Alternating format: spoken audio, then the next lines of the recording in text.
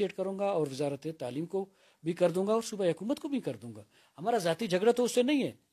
ٹھیک سر. یہ سر live programme جیسے کہ چل رہا ہے آپ دیکھ رہے ہیں یہاں خوزدار سے اسد پل سملانی صاحب ہمارے ساتھ آن لائن ہیں اور یہ میسج آپ کے لیے سینڈ کیا ہے کہ میر عبدالرؤف مینگل صاحب سے اپیل کرتا ہوں. آپ لوگوں سے پہلے بھی اپیل کی تھی. ندگی ایک علاقہ ہے جس کو وہ بخوبی جانتے ہیں. پرائمری سکول کی اشد ضرورت ہے. ہمارے بچے جو ہے نا تعلیم حاصل کرنے سے محروم ہیں اور کافی دور جاتے ہیں, یعنی میلوں کا فاصلہ طے کرتے ہیں. تو یہ آپ کا پیغام یہاں پہ پہنچ چکا ہے. اس پہ اس کی رائے لیں گے میر عبدالرؤف مینگل صاحب کی, پھر اس کے بعد ہم اپنا انٹرویو کلوز کر دیں گے. یہ سر ایک ندگی کا علاقہ ہے. پہلے تو اس علاقے کے حوالے سے بتائیے کیوں اتنا پسماندہ ہے؟ وہ ہمارا علاقہ ہے, بلکہ میں یہ کہہ دوں کہ خوزدار کا یہ سب تحصیل ہے نال کا, نال سب ڈویژن کا, اور بالکل پسماندہ ترین علاقہ ہے. اور میں مہربانی اسد سمالانی صاحب کا میں مشکور ہوں ان کا کہ اس طرح کے پروگرام میڈیا میں آپ لوگ چلا لے اور اس کو آگے بھی بڑھا لے. اور اس میں یہ ہے کہ اس وقت میرے خیال میں 25 لاکھ جو فگر بن رہا ہے, 25 لاکھ بچے جو ہے نا آؤٹ آف اسکول ہیں, بچے اور بچیاں. اور آپ کی بجٹ کو کٹ لگ گئی ہے ایجوکیشن کی. اب ایک قوم کی پسماندگی کا حال یہ ہے, اور آنے والے بجٹ میں جون کے میں کہتا ہوں پوری سول سوسائٹی اٹھے, اور ہمارا اس وقت جو ہمارا مسئلہ ہے وہ ایجوکیشن کا ہے.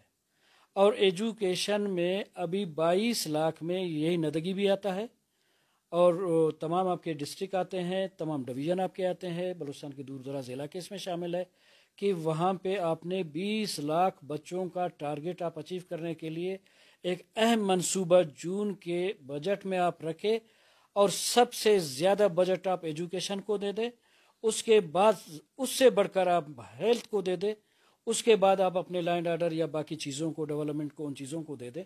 تو میں سمجھتا ہوں کہ ایجوکیشن قوموں کے لیے, بلکہ ہم جو جتنے 70 سالوں سے پیچھے رہ گئے, ہمیں بہت آگے جانا ہے. میں سول سوسائٹی سے, میڈیا کے دوستوں سے جو ایک ایجوکیشن سے منسلک ہے, ان دوستوں سے جو ایکسپرٹ لوگ ہیں ہمارے, جو ملک سے باہر بھی این جی اوز میں کام کر رہے ہیں یا کہیں یونیورسٹیز میں پڑھا رہے ہیں یا کہیں یونیورسٹی میں ایجوکیشن حاصل کر رہے ہیں, میری آواز اگر ان تک بھی پہنچتی ہے, میں ان سے بھی اپیل اور گزارش کروں گا کہ وہ اپنا بھی حصے کا کام کر دے, تاکہ ایجوکیشن کو ہم آگے بڑھائیں اور کامیابی حاصل کر سکیں. سر آپ نے کہا طیب لیڈی صاحب آپ کے پرسنلی دوست ہے, کہ ندگی کے حوالے سے یہ جو پرائمری سکول ہے یہ ایشو 1 مہینے سے مجھے بھی میسیجز آ رہے تھے, تو آپ کب ملیں گے طیب لیڈی صاحب سے؟ اور اسپیشلی ندگی کے حوالے سے اگر ڈائریکٹ جو بہت ہنگامی بنیادوں پہ کام کیا جائے تو سر اس کے اگر آپ کوئی وہ کریں, پورا خوزدار اس ٹائم آپ کو دیکھ رہے ہیں, خوش ہو جائیں گے. یہ دیکھو ابھی خوزدار میں 900 ٹیچر ہے جو اس کے خالی ہے پوسٹنگ, ویکینٹ پوسٹ ہے.